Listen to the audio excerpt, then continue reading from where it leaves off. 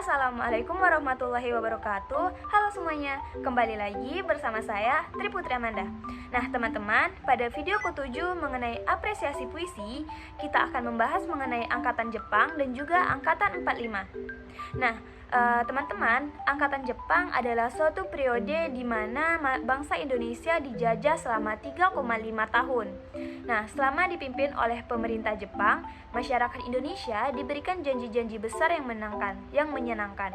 Pada tahun 1943, Jepang mengumpulkan para penulis Indonesia dan memberikan nama yaitu Kuimin Bunka Shidaseko, atau yang memiliki arti ialah pusat kebudayaan. Nah, karya sastra pada era Jepang diwarisi oleh angkatan pujangga baru yang romantis dan idealis, tetapi karya-karya tersebut memiliki sifat kenyataan dan kritis. Nah, perkembangan sastra pada saat itu dapat disebut sebagai peralihan dari alam romantis dan idealis menjadi alam kenyataan dan kritis.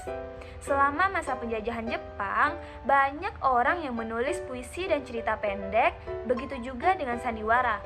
Tetapi, roman kurang banyak ditulis.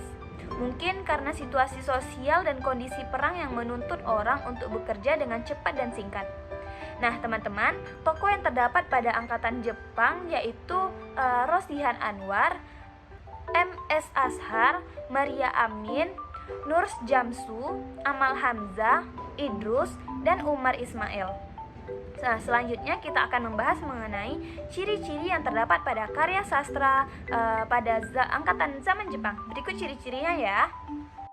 Baiklah, selanjutnya yaitu corak isi karya sastra zaman Jepang, yaitu yang pertama, mencerminkan kekaguman, pujian, simpati terhadap kegagahan beranian tentara Jepang melawan musuh, dan diharapkan semangat itu menjadi semangat bangsa Indonesia.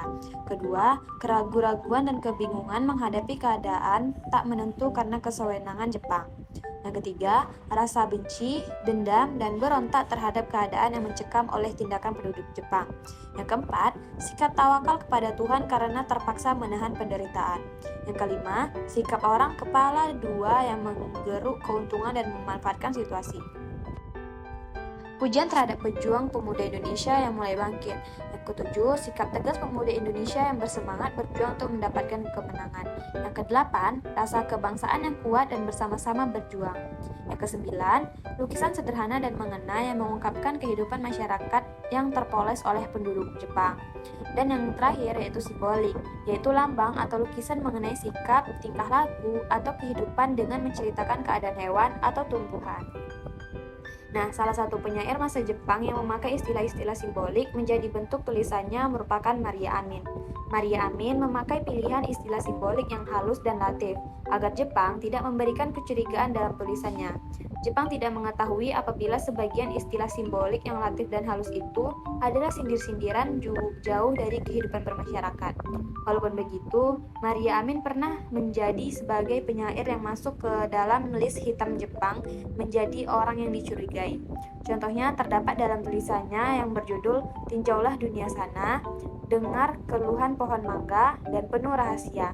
Berikut merupakan salah satu goresan pena Maria Amin yang berjudul Kapal Udara, menggunakan istilah-istilah simboliknya yang halus dan latif. Sajak berjudul Kapal Udara, karya Maria Amin, menggambarkan gambaran sebuah kapal udara. Dalam sajak ini, ada penggunaan bahasa yang kuat untuk menggambarkan kekuatan dan keindahan kapal udara. Pertama-tama, sajak ini menggambarkan suara mesin kapal udara yang menggema dan membuat gemetar, menciptakan kesan kekuatan. Kata-kata seperti getar, gentar, dan menderuh gemuruh menggambarkan getaran dan keganasan mesin. Selanjutnya, sajak ini menyebut Raja Udara yang menguasai angkasa, menciptakan citra kuasa dan dominasi dalam penerbangan. Lalu ada kata raksasa udara, juga menggambarkan kapal udara sebagai entitas besar dan kuat yang menjelajahi langit. Sajak ini juga menciptakan gambaran tentang pergerakan kapal udara, seperti bagian yang menyebut bagai burung mengintai mangsa, yang menggambarkan keluasan dan ketangkasan kapal udara dalam melaju. Kemudian disebutkan bahwa puluhan kapal udara menyerbu, menunjukkan kekuatan armada udara yang besar. Dan yang terakhir, sajak ini berakhir dengan kata mata bersinar dan semangat berkoar, menggambarkan semangat dan keberanian para pelaut kapal udara. Keseluruhan sajak ini menciptakan gambaran yang kuat tentang kapal udara sebagai simbol kekuatan dan petualangan. Namun, di sebalik dari makna itu, sajak kapal udara, Maria menggambarkan semangat kejayaan masa depan walau masih dipertanyakan. Melalui sajak tersebut, ia mencoba mengunggah semangat bangsa Indonesia untuk mampu berdiri di kaki sendiri, salah satunya mampu memiliki kapal udara.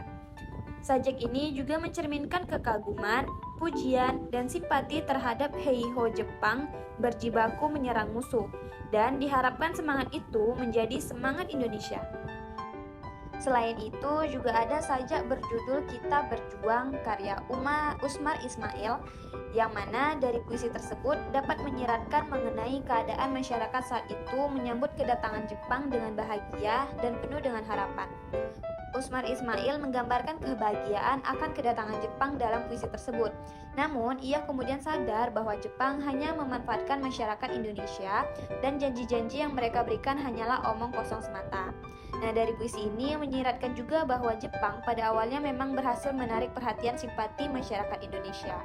Nah, Indonesia itu merdeka bukan karena pemberian Jepang, namun karena perjuangan bangsa Indonesia itu sendiri, di mana Usmar Ismail juga menuangkan keresahannya terhadap Jepang dalam puisi secara simbolik. Mereka tidak takut terhadap Jepang meskipun pada saat itu karya sastra yang diterbitkan harus diseleksi terlebih dahulu oleh badan bentukan Jepang bernama Keimin Bunko Shidoso. Nah, teman-teman, selanjutnya yaitu angkatan 45.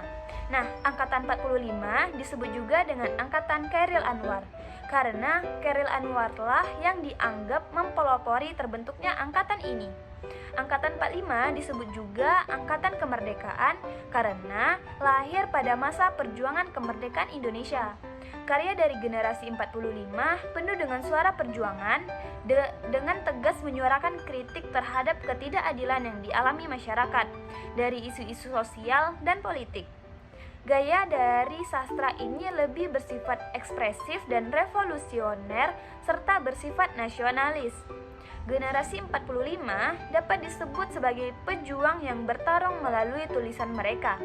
Tokoh-tokoh yang terkenal pada angkatan 45 ini yaitu ada Chairil Anwar, Umar Ismail, Asrul Sani, dan Pramudia Anantatur. Nah, selanjutnya yaitu ciri-ciri yang terdapat dalam karya sastra pada angkatan 45. Berikut ciri-cirinya ya. Nah, baiklah teman-teman, selanjutnya mengenai ciri-ciri karya sastra angkatan 45 yang membedakan dengan periode lainnya adalah sebagai berikut.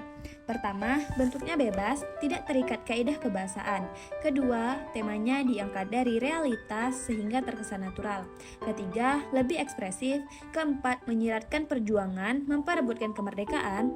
Kelima, mendapat banyak pengaruh dari sastra asing. Keenam, sastra angkatan ini lebih menonjol, dinamis, dan kritis. Hal ini menyebabkan individualisme mereka tinggi. Ketujuh, karya sastra dalam bentuk puisi mendominasi angkatan ini, maka karya-karyanya menggunakan penghematan kata. Kedelapan, atau yang terakhir, menggunakan sinisme dan sarkasme terhadap Belanda, Jepang, maupun pemerintahan yang sewenang-wenang. Nah, salah satu prosa yang terdapat pada angkatan 45 ialah kumpulan cerpen dari Ave Maria ke Jalan Lain Menuju Roma, karya Idrus. Nah, kumpulan cerpen dari Ave Maria ke Jalan Lain Menuju Roma menceritakan mengenai cinta segitiga antara Zulbahri, Wartini, dan Syamsu.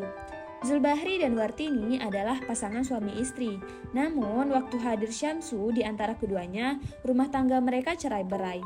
Sebelumnya, Zulbahri telah merasa risih akan kedatangan Syamsu atau saudara termuda Zulbahri di rumahnya. Zulbahri risih apabila benih-benih cinta di antara mereka berdua tumbuh kembali. Dengan penerangan Wartini yang penuh keyakinan, mengungkapkan pada Zulbahri bahwa dia hanya menyayangi Zulbahri, sedangkan Syamsu hanyalah cinta monyetnya waktu masih kecil. Nah, berdasarkan penerangan tadi bisa memperjelas tema yang dapat kita ambil, yaitu mengenai tema tentang percintaan. Pada puisi ini menggunakan alur maju mundur, yang mana alur maju dapat diketahui dari awal cerita yang mempertemukan antara Zulbahri dengan ayah dan ibu hingga Zulbahri menyadari kesalahan yang telah dilakukannya, lalu menatap masa depannya untuk menjadi manusia yang lebih baik, lebih berguna bagi nusa dan bangsanya. Dan alur mundur dapat diketahui ketika Zulbahri menceritakan kisahnya antara Zulbahri, Wartini, dan Syamsu secara runtut kepada ayah dan ibu. Nah, teman-teman, novel ini menggunakan gaya bahasa yang bahasa Indonesia baku, gaya bahasa zaman sebelum kemerdekaan.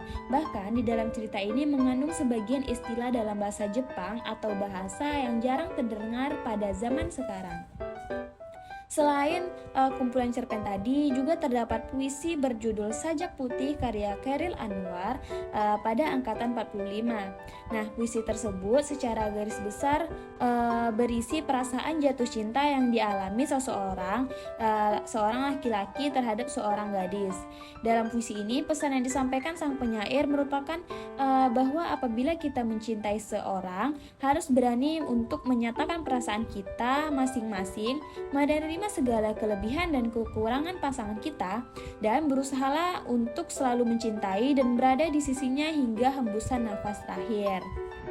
Baiklah teman-teman, sekian video penjelasan mengenai Angkatan Jepang serta Angkatan 45. Lebih dan kurangnya saya mohon maaf, dan semoga video ini bermanfaat bagi kita semua. Sampai jumpa di video selanjutnya. Bye-bye. Wassalamualaikum warahmatullahi wabarakatuh. Audio Jungle.